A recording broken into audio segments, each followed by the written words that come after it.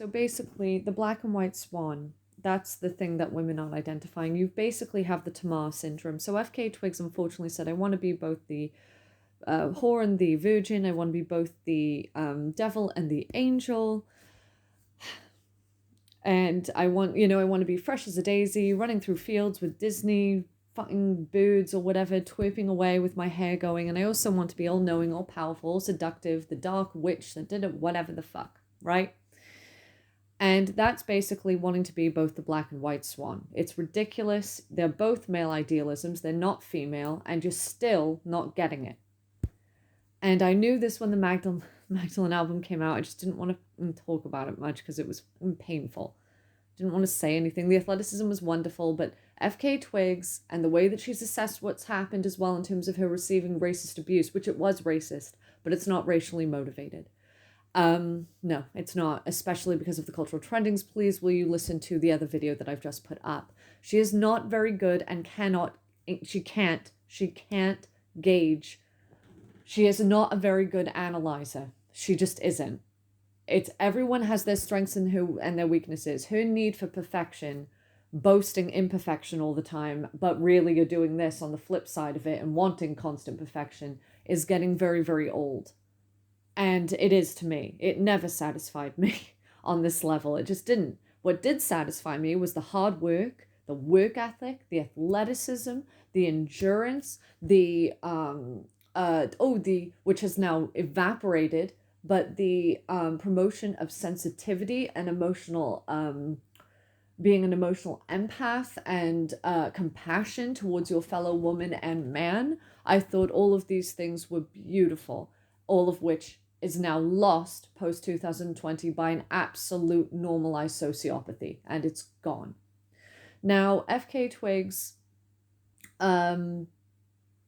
is boasting these idealisms, or boasting, that's the wrong word, aspiring to these idealisms. And it's basically the Tamar, please be the white and black swan. Now, she's not able to identify these types of men, they are abusive. But to their mind, all they're doing is, I just want to be with my perfect woman. I just want my dream girl. To their mind, they just want the woman that's going to capture them. You know what I mean? So much like a woman is going, oh, can I have the bad boy? You have female equivalents. Can't you have the bad boy and your best friend all wrapped into one, all of this crap. And can I have the Linton and the Heathcliff, all of this. And this was done right back to men as well. A lot of, oh man, if you want to look at these systems accurately, you're really not going to like it. It puts huge holes in the way that system works as opposed to on paper, which is almost like someone deliberately did it. It's really, really bad. And the way it just plays out, it's like school smarts. It's like what you see in a textbook. That's not the way that no one is a statistic, and it's not the way. It isn't the way. I'm not trying to negate all systemic bias. There is white privilege. All of these things are real. It's simply to say that this is why you have test groups. This is why you have social experiments. This is why you have particular sampling as well, because you have to test it over and over again, nothing of which is being done. People just want to have their worldview realized. That's it. They want their truth to be the truth, to exclusion of anyone else. And until we start understanding that we're not the only ones here, you can preach godhood and you can do all this shit. You're not the only one here. If you don't stop, we'll tear each other apart. And it's that simple. I think we could get into that another time. But unfortunately, it looks like FK Twigs has suffered from the Tamar syndrome. And that's, I want you to be the black and white swan. And men basically just grooming you to be, their idyllic thing. And hypersexualizations and so on. So, which is actually what happened to Britney Spears. And again, that not being contextualized accurately. She was considered quite male. It was Michael Jackson. It was hypersexualization. And the women tore her down from a pedestal and then said it was female abuse. But it wasn't. It was that pathology, the very pathology that they're exhibiting today, which is basically all of the internalized misogyny. She was considered to be very masculine. And I'm not kidding. The musculature, very muscular. You can literally see it. And it's stuff like this that's just not being contextualized. They hated it. They hated the hypersexualization. And it was older women who were very, very frightened of the kids getting sexualized. 8. And it wasn't just women, it was also men. And you had boy bands, you had the Disney, you had all of this stuff, and it was just bizarre. It was the shit that you would see in Japan, and it was very, very frightening. And this was all symptomatic, of capitalism. And also in response to what we were doing to the Middle East as well, because the big thing with that was, look how they treat their women. Look how they treat their women. And that was a big cover. It was.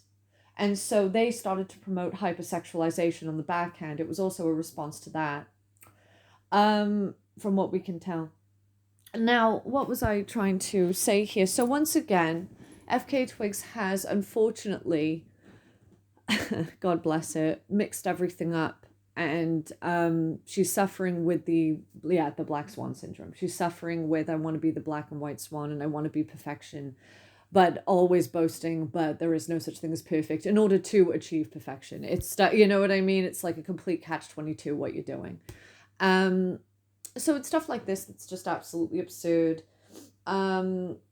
It's also to say that she went into the Shia LaBeouf relationship, and I'm sorry, I feel that they both used each other. I'm not trying to say that it is ever okay for a man to abuse physically another woman, to put their hands on them, at all, or for a woman to do the same, vice versa, and start to, What I will say is that it's very, very obvious that she came out of the relationship with Rob Pattinson, and I think that is the thing that really broke her.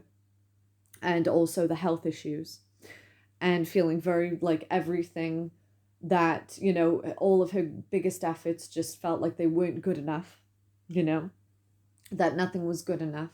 So then she burrows, she runs to the meathead pathology, the antitheses of the Tomas, and goes to the most well-known misogynistic subcultures of gang life, thug life, and so on.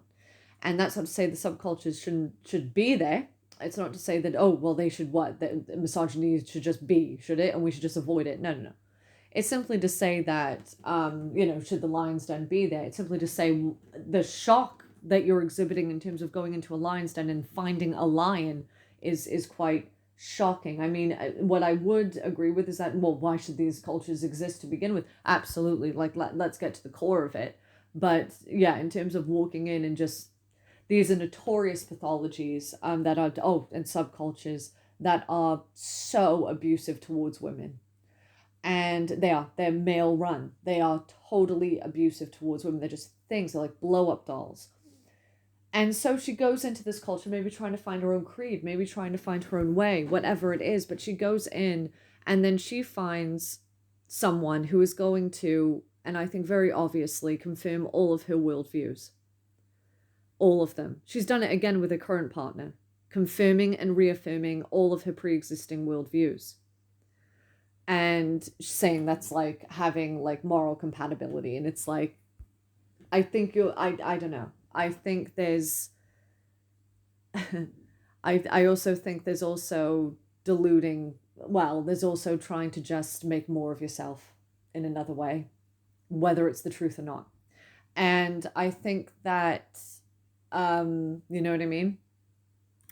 And I think so, to a point, I think it's true to find similar morals, but to another point, I think you can, anything can be exploited and perverted, point blank. It's difficult.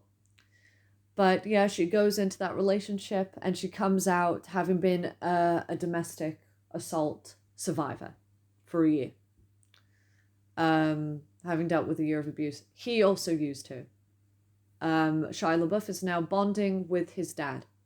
Having not spoken to him for 8 years, having gone through a therapeutic process that was in the midst of, well, really cracking at his psyche to remove parts of his father and the traumas that he inherited. And then, of course, as soon as that's done, or that he kind of comes out of it, he's more in need of his father than he ever was. He probably, exactly. It's like, that's what happens when the therapy is not effective therapy and it's very superficial CBT therapy. And it doesn't really get to the core of what's going on. So then he goes out and, the whole thing, he knows the kind of woman that FK Twigs is. He knows the type that she is as well. Strong feminist, And and now he's off with his father bonding. And it's like, I've put myself in the same boat as you. I'm now like a domestic assault offender, you know, in order for you to love me, you know, to love me as you love yourself. That is so obvious. I can't even tell you. They're literally together. I'll help you with this lawsuit. I'll da. Because now the father is projecting onto the son as well, more of himself and so on. So this has been a bonding process for them. And now FK Twigs has used this as, yes, a